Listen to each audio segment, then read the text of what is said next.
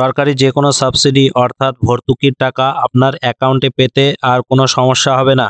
কারণ এখন আপনারা বাড়িতে বসেই আপনার যে কোনো অ্যাকাউন্টে আধার লিঙ্ক বা আধার ডিবিটি লিঙ্ক করতে পারবেন। নতুন ওয়েবসাইট চালু হয়েছে, সেই ওয়েবসাইটের মাধ্যমেই আপনারা বাড়িতে বসেই এই কাজটি করতে পারবেন। তার জন্য আপনাদের ব্যাংকে যেতে হবে না। তাছাড়াও আপনাদের মধ্যে অনেকেরই যেমন পিএম কিষাণ বা গ্যাসের ভর্তুকি হোক বা পেনশন, যে কোনো টাকা আপনাদের অ্যাকাউন্টে ঢুকে যায়, মেসেজ পেয়ে যান যে আপনার টাকা ক্রেডিট হয়েছে, কিন্তু কোন অ্যাকাউন্টে ক্রেডিট হয়েছে সেইটা আপনারা বুঝতে পারেন না। তো সেটাও আমি আজকে আপনাদের দেখিয়ে দেবো কিভাবে আপনারা চেক করবেন যে আপনার টাকাটা কোন অ্যাকাউন্টে ঢুকেছে। তাহলে বন্ধুরা চলুন দেখা যাক কিভাবে আপনারা আপনাদের DBT link bank account check করবেন, এবং যদি আপনার ডিবিটি লিঙ্ক না করা থাকে তাহলে কিভাবে ডিবিটি লিঙ্ক করবেন সেই প্রসেসটা আমি আপনাদের আজকে দেখিয়ে দিই। তাছাড়াও আপনারা এখান থেকে কিন্তু আপনাদের যে অ্যাকাউন্ট ডিবিটি লিঙ্ক রয়েছে সেই অ্যাকাউন্টটাকে চেঞ্জ করে আপনার নিজের পছন্দ মতো যে কোনো অ্যাকাউন্ট এর সঙ্গে ডিবিটি লিঙ্ক করে নিতে পারবেন। তো প্রথমেই আপনারা গুগল ক্রোম ব্রাউজার ওপেন করবেন। ওপেন করার পর এখানে এনপিসিআই লিখে সার্চ করবেন। সার্চ করার পর এন্টার মারবেন। প্রথম যে রেজাল্টটি আপনারা পাবেন www.npci.org.in, এই সাইটটায় আপনারা লগ অন করবেন। এই সাইটটা খুলে যাওয়ার পর এইখানে আপনারা যে কনজিউমার অপশনটি পাবেন, এই কনজিউমার অপশনে আপনারা ক্লিক করবেন। তারপরে আপনারা এইখানে ভারত আধার সিডিং এনেবলার BAAC এই অপশনটি পাবেন, এইখানে ক্লিক করবেন। সাইটটি ওপেন হয়ে যাবে। সাইটটি খুলে যাওয়ার পর আপনারা এখানে অপশনগুলি পাবেন আধার সিডিং, সার্ভিস স্ট্যাটাস, আধার ম্যাপ স্ট্যাটাস।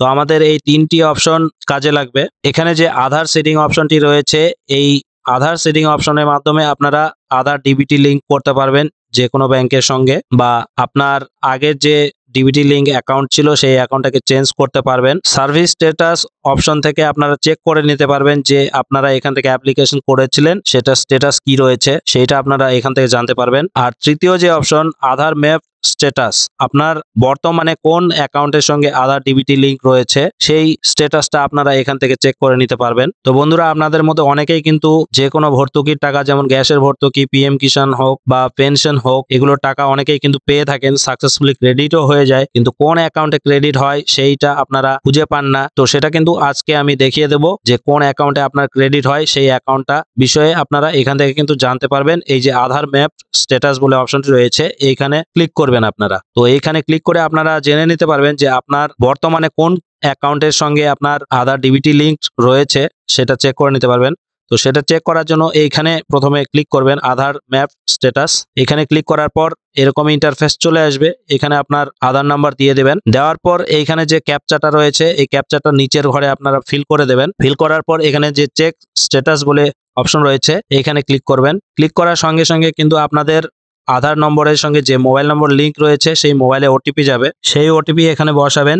বসানোর পর সাবমিট অপশনে আপনারা ক্লিক করবেন। সাবমিট অপশনে ক্লিক করার সঙ্গে সঙ্গে আপনাদের সামনে এরকম একটি পেজ ওপেন হয়ে যাবে। সেকেন্ড যে অপশন রয়েছে ম্যাপিং স্ট্যাটাস, এইখানে আপনারা দেখতে পাবেন এনেবল ফর ডিবিটি, অর্থাৎ আপনার যদি ডিবিটি লিঙ্ক হয়ে থাকে তাহলে কিন্তু এটা এনেবল থাকবে। ডিবিটি লিঙ্ক যদি না করা থাকে তাহলে দেখবেন এখানে ডিসেবল রয়েছে, ডিসেবল ফর ডিবিটি। আর নিচে এখানে ব্যাংক নেম দেখতে পাবেন, কোন ব্যাংকের সঙ্গে বর্তমানে আপনার ডিবিটি লিঙ্ক রয়েছে সেটা আপনারা এখানে পেয়ে যাবেন। তো বন্ধুরা আপনারা এখান থেকে চেক করে নিতে পারবেন যে বর্তমানে আপনার কোন অ্যাকাউন্টের সঙ্গে ডিবিটি লিঙ্ক রয়েছে, এবং সেই অ্যাকাউন্টে কিন্তু আপনার সরকারি যে কোনো ভর্তুকির টাকা ক্রেডিট হয়ে থাকে। তো আপনারা এটা চেক করা হয়ে গেলে আপনারা চলে আসবেন আধার সিডিং অপশনে। এই আধার সিডিং অপশনে ক্লিক করবেন। ক্লিক করার পর ইয়েস করবেন। তারপর আপনারা এই ঘরে আধার নাম্বারটি বসাবেন। বসানোর পর এইখানে রিকোয়েস্ট ফর যে অপশন রয়েছে সিডিং ডিসিডিং, অর্থাৎ ডিসিডিং মানে আপনারা ডিবিটি লিঙ্ক সরিয়ে নিতে চান, ডিবিটি লিঙ্ক রাখবেন না। আর সিডিং মানে আধার লিঙ্ক অর্থাৎ ডিবিটি লিঙ্ক করব, এই সিডিং অপশনে আপনারা কিন্তু ক্লিক করবেন। ক্লিক করার পর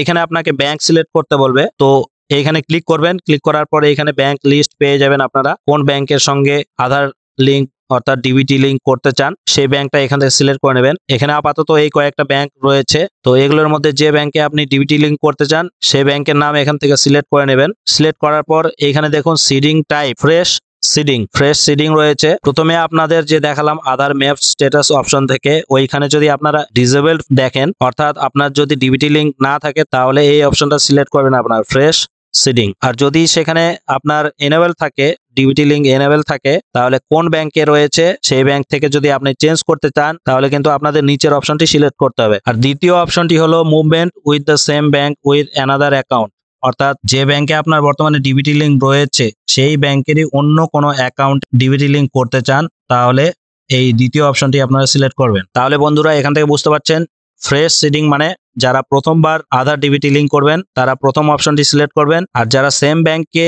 অন্য অ্যাকাউন্টে ডিবিটি লিঙ্ক করতে চান তাহলে দ্বিতীয় অপশনটি, আর তৃতীয় অপশনটির ক্ষেত্রে এক ব্যাংক থেকে অন্য যে কোনো ব্যাংকে লিঙ্ক করার জন্য সিলেক্ট করতে হবে। তো এইখান থেকে অপশনটা আপনারা সিলেক্ট করে নেবেন। সিলেক্ট করে নেওয়ার পর এইখানে আপনার অ্যাকাউন্ট নাম্বার দিয়ে দেবেন। অ্যাকাউন্ট নাম্বার দেওয়ার পর কনফার্ম অ্যাকাউন্ট নাম্বার করবেন।